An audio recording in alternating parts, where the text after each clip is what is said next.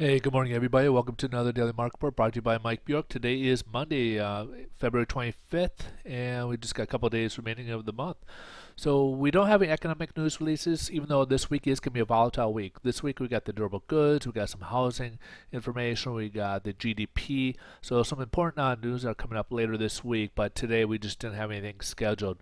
So we're going to go over to the headline news, which is what's dictating the market. And right now the stock market's down quite a bit.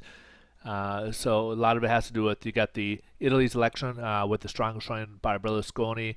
The reason why this is a concern to the investors that's bringing the market down is that Berlusconi is running on a platform that he's basically saying, why do we need the euro when maybe we should maybe even separate, and which could also, as you may remember, within the last past years, they were as one of the concerns with the debt load that they've carried and created a austerity measures that were kind of important to the investors and kind of ease their concerns from the previous administration. But right now, it's a little early, but he's still showing a strong showing, and this is a concern that if he gets elected and maybe some of the other people in his party get elected, this could off balance things and throw things into the wrong direction, which is creating a lot of concern over there. Also, we have the sequester deadline on Friday, so that's something else that's on the people's back of the mind. It's not looking too positive. So we've already dealt with the income side of things, where they've already increased increase the tax rate for certain levels. We also this one, what this is going to do is that basically it's going to force them into a $85 billion cut in spending if they don't have anything resolved. So they kind of resolved partially in January, and they had 60 days to get their act together, and basically it's still showing that the Congress does not have their act together, and therefore it looks like that could pass, and then be forced ourselves into a 85-day or $85 billion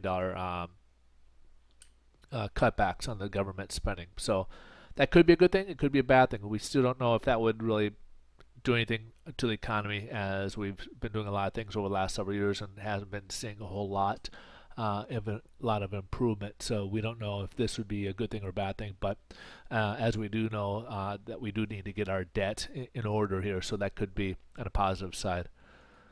Also, over the weekend, the Bank of Japan nominated Mr. Kuroda as a new head. Now, this could be important because what they're trying to do is they're trying to fight their deflation that's going on in Japan over the past decade or two. And one of the issues, in order for them to do that, they are looking at maybe trying to weaken their yen versus the other currencies. So by doing so, that will raise their import, or increase their exports to other countries, make their goods cheaper to other countries, and could help by lowering that. But also another thing that they could do is stop buying other people's debt, like the U.S., which is helping keep our interest rates low. They could be buying fewer of them or cut it out, and that could kind of drive our rates as well. So basically, as we talk about rates, the more demand there are for our mortgage-backed securities, people are buying it, prices go up like the stock market, the interest rates come down. So if they stop buying or decrease what they're buying, it could have a negative or perhaps a positive effect later on. So if they go the route of not purchasing as much, it could have a slight effect on our overall demand on our mortgage-backed securities. So let's jump over to the bond market, see what's going on over there, how interest rates are looking today. We're seeing a strong rally going on today, so this is a good sign here for us, as we've talked about this market correction. So this could be a beginning of that. As we said, if it happens, it will happen quick. Right now we're up about 55 basis points or 41 basis points from where we left off on Friday. So we start the day lower, as you can see here, and right now we're up. So we're getting into the newer trend line here, as we've been kind of going this trend line here for the past week, 2 weeks here. And now we're getting into this trend line. So we'll have a strong resistance here, about the 103.70ish range.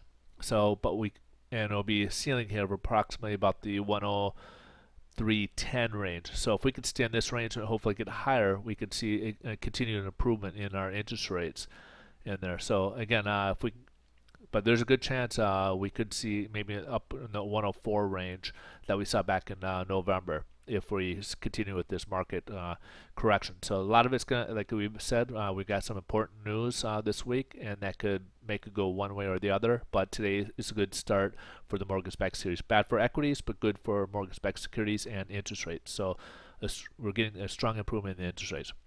Thanks for watching, folks. Have a great day, and we'll keep in touch tomorrow and see what tomorrow brings. But again, today, a great improvement in the interest rates. You guys have a wonderful day. See you tomorrow.